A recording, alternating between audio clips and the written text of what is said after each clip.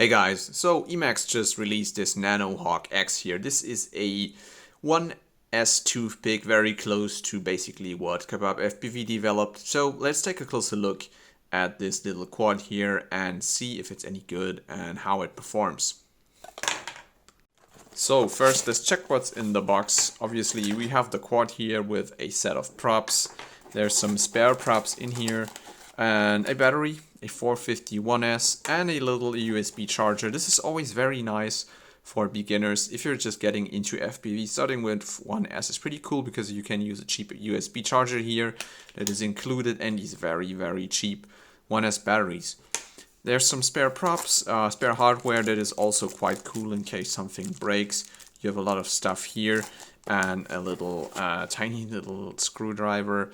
Doesn't come with a hex key, unfortunately, which you need to mount these props here. They do fly without the mounting screws, but they're not very secure. But apart from that, there's basically everything you need except the goggles and the controller to get this in the air.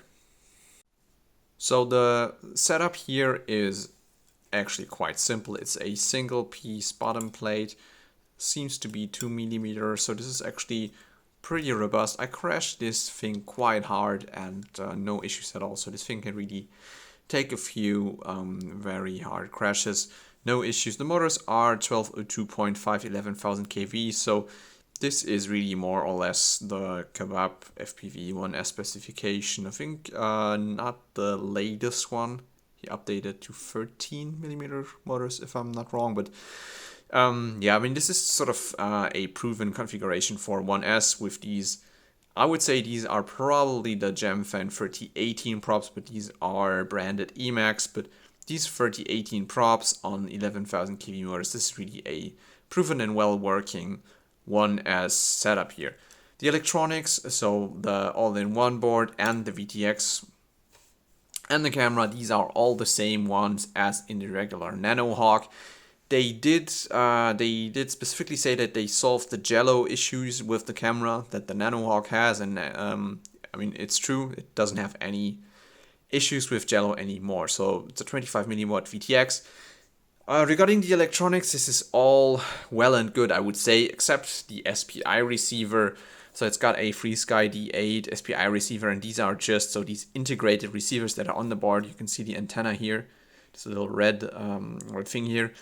These are just absolutely horrible and have literally zero range. So I really hope that with Express LRS, we will have Express LRS receivers on the boards, and these horrible SPI receivers will finally be a thing of history, because they are absolutely, I mean, they are usable, but barely, in my opinion, really barely usable. But still, you can add a FreeSky or Crossfire receiver on this quad here if you're bothered by the SPI receiver. But apart from that, everything here looks well proven. Emax stuff that works quite okay. Doesn't look super fancy. I mean, these motors look a bit cheap. It's nothing super special, but also this thing isn't very expensive. And I would say overall very solid setup with this plastic canopy here. This seems also pretty solid. I would say good value for money here. Solid, well thought out setup overall. So flight performance of the Nanohawk X is very decent. It's got a nice tune. Since it's 1S, it is not very powerful, but that makes it also very easy to control. You have a very good throttle resolution, and it's very easy to handle your throttle and to fly this precisely. So I would say, especially for beginners, this is absolutely perfect. You will not have any issues in controlling this. And as I said already, you can crash this thing really hard without braking. But it does feel, it doesn't feel whoop-like or underpowered. It really feels like a quad that is fully made for flying outdoors. Obviously not in heavy winds, but in regular outdoor conditions like a park, this is absolutely great. It's super quiet. It flies very nicely. It's not scary fast and overpowered. So I would say, especially for beginners, this is a very nice setup to fly. Emax does claim that it gets up to 7 minutes of flight time, which I didn't get. I think you are going to be closer to 3 or 4 minutes if you're flying normally. But then again, this is a pretty decent flight time, especially if you take into account that these are very cheap 451S batteries, of which you can carry around quite a lot. Alright, so in conclusion, I would say this is probably the beginner drone that people should get. I don't know if it's the beginner drone that people want to get, because on paper, it does seem pretty boring. There's no powerful VTX, no powerful motors, and I still remember when I was a beginner, I was really into comparing specs, and more is always better, and I want 4S, 5S, 6S is even better, more S, more power.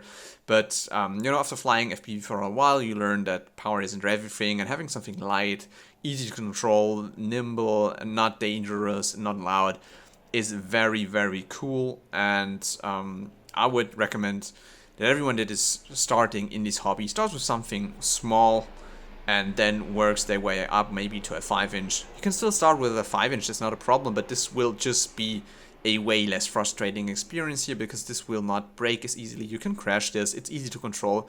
So honestly, this here is a very solid beginner product, I would say. It will not limit you to flying indoors. This works outdoors very well. So pretty cool, well thought out product here. So I would say one of the Emax products that I enjoyed the most in the past months. Alright guys, hope you found this review useful. If you liked it, smash that subscribe button, and bye bye.